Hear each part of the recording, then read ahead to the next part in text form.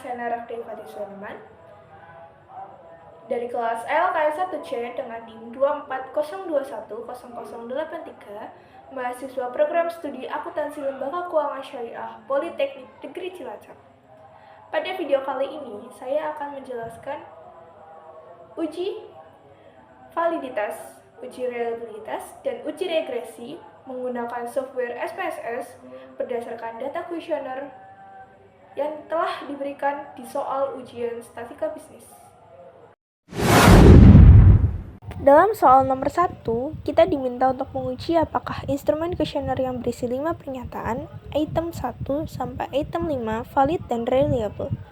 Setiap item diukur menggunakan skala Likert 1 sampai 5 dan diisi oleh 20 responden mahasiswa. Langkah pertama adalah melakukan uji validitas, lalu dilanjutkan dengan uji reliabilitas menggunakan Converge Alpha. Berikut ini adalah langkah-langkah untuk melakukan uji validitas di SPSS. Yang pertama, buka SPSS dan input data responden dari soal UAS ke dalam 5 kolom, yaitu item 1, item 2, item 3, item 4, dan item 5. Setelah semua data masuk, klik menu Analyze, lalu Correlate dan Privilege. Pilih semua variabel, item 1 sampai item 5, dan pindahkan ke kotak variables. Pastikan opsi person dan toTalent sudah dicentang. Klik tombol OK, maka SPSS akan menampilkan hasil tabel korelasi antar item. Interpretasi uji validitas.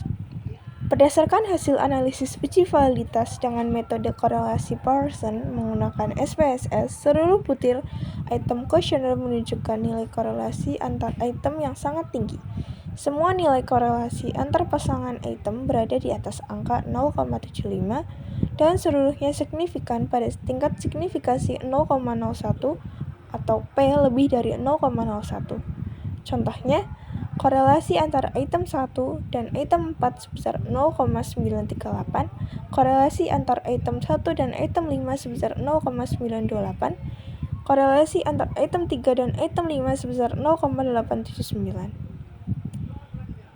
Nilai korelasi yang tinggi ini menunjukkan bahwa seluruh butir pernyataan dalam kuesioner memiliki hubungan yang kuat dengan butir lainnya dan mampu mengukur aspek yang sama, yaitu kepuasan mahasiswa terhadap layanan akademik. Secara umum, kriteria validitas menyatakan bahwa suatu item dikatakan valid apabila nilai korelasinya lebih dari 0,30. Karena semua nilai korelasi dalam hasil ini jauh di atas 0,30, maka dapat disimpulkan bahwa seluruh item dalam kuesioner adalah valid dan layak digunakan dalam penelitian. Tidak ada item yang perlu dihapus atau direvisi. Selanjutnya, kita melakukan uji reliabilitas untuk melihat apakah kuesioner ini konsisten dalam mengukur kepuasan mahasiswa. Berikut langkah-langkahnya di software SPSS. Yang pertama, klik Analyze, lalu Scale, dan Reliability Analyze. Masukkan semua variabel item 1 sampai item 5 ke kotak Items. Pada bagian model, pilih Alpha. Klik tombol Statistik. Untuk inter-item, klik Correlation. Untuk Descriptive for, klik Scale dan Item. Klik Continue dan OK. Maka hasil Converge apa akan muncul. Interpretasi uji reliabilitas.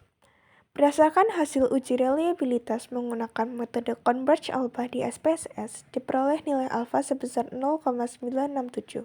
Nilai ini termasuk dalam kategori sangat tinggi karena nilai reliabilitas dengan alfa di atas 0,9 menunjukkan bahwa instrumen memiliki konsistensi internal yang sangat baik. Artinya, seluruh item dalam kuesioner saling mendukung dan mampu mengukur satu konstruk yang sama secara konsisten. Dengan kata lain, jika instrumen ini digunakan kembali dalam pengukuran yang berbeda, hasilnya akan cenderung stabil dan tidak berubah-ubah secara signifikan. Berdasarkan nilai tersebut, maka dapat disimpulkan bahwa instrumen kuesioner ini sangat reliable dan terpercaya untuk digunakan dalam penelitian mengenai kepuasan mahasiswa terhadap layanan akademik. Berdasarkan soal nomor 2 UAS Statistika Bisnis, Kasusnya yaitu manajer pemasaran PT Sekar Abadi ingin mengetahui apakah biaya iklan berpengaruh terhadap penjualan produk.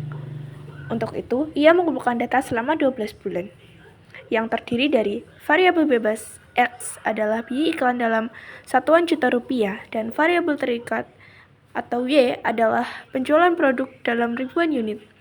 Tujuan dari analisis ini adalah untuk mengetahui persamaan regresi linear, interpretasi slope dan intercept, perkiraan penjualan saat biaya iklan sebesar 45 juta, dan apakah model ini layak digunakan untuk mengambil keputusan.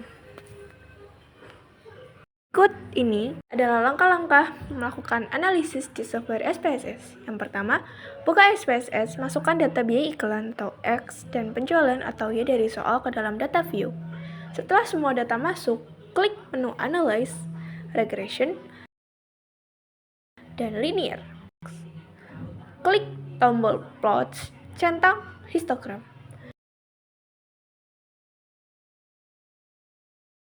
Pada kolom independen, masukkan variabel biaya iklan atau X. Pada kolom dependen, masukkan variabel penjualan atau Y. Klik tombol statistik, centang estimation, dan model fit.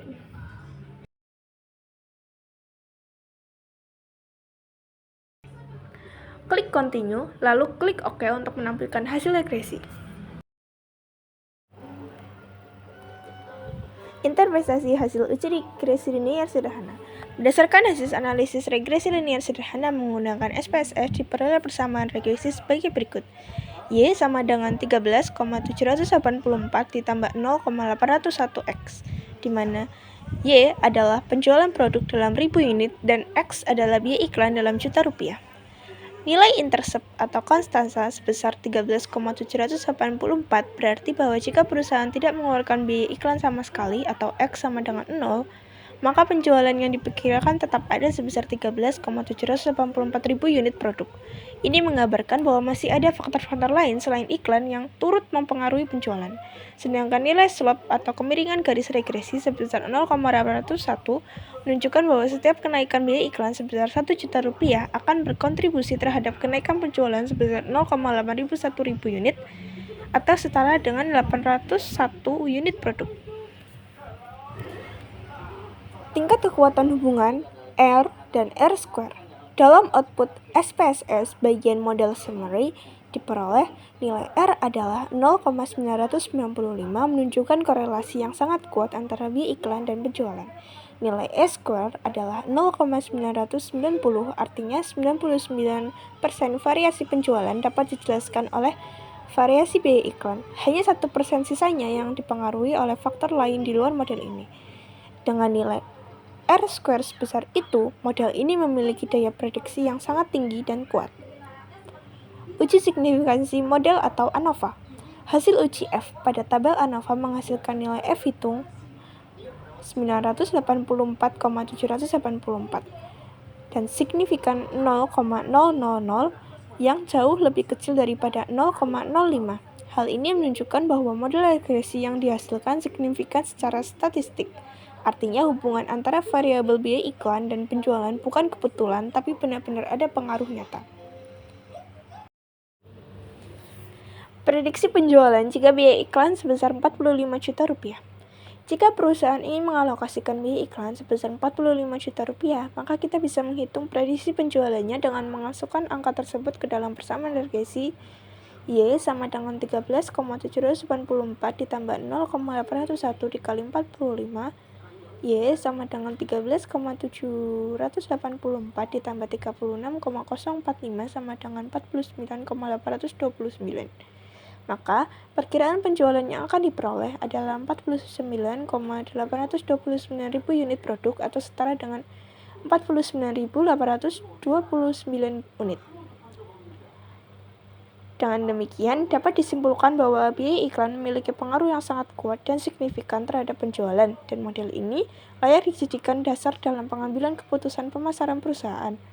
Namun, untuk pengambilan keputusan jangka panjang disarankan untuk juga mempertimbangkan variabel lain yang bisa mempengaruhi penjualan seperti promosi lain, tren pasar, kualitas produk, atau loyalitas pelanggan. Selanjutnya, Saya akan menjelaskan diagram histogram residual standar yang dihasilkan dari analisis regresi sederhana menggunakan SPSS. Histogram ini menggambarkan sebaran nilai residual standar, yaitu selisih antara nilai penjualan aktual dengan nilai penjualan yang diprediksi oleh model yang telah dibagi dengan standar deviasi residual. Histogram ini digunakan untuk melihat apakah sebaran error dalam model regresi mengikuti pola distribusi normal atau tidak. Dari hasil output SPSS, kita melihat bahwa bentuk histogram menunjukkan kurva yang simetris dan menyerupai lonceng atau bell shape. Hal ini merupakan karakteristik dari distribusi normal. Sebagian besar batang histogram berada di angka 0 dan semakin ke kiri atau ke kanan jumlahnya semakin sedikit. Tidak ada penyimpangan mencolok ke arah kiri atau ke arah kanan. Bentuk ini menunjukkan bahwa residual dalam model ini menyebar secara normal, yang berarti salah satu asumsi penting dalam regresi linear telah terpenuhi, yaitu asumsi normalitas residual. Penting untuk diketahui bahwa jika histogram residual menyimpang jauh dari bentuk normal, misalnya bentuk miring atau memiliki puncak tajam yang ekstrim, maka hasil regresi menjadi kurang dapat dipercaya karena prediksi model bisa bias. Namun dalam kasus ini tidak ditemukan pola penyimpangan yang berarti. Dengan demikian, kita dapat menyimpulkan bahwa model regresi linear yang digunakan dalam soal ini sudah memenuhi asumsi normalitas, dan hasil prediksi dari model ini dapat dianggap valid dan akurat secara statistik.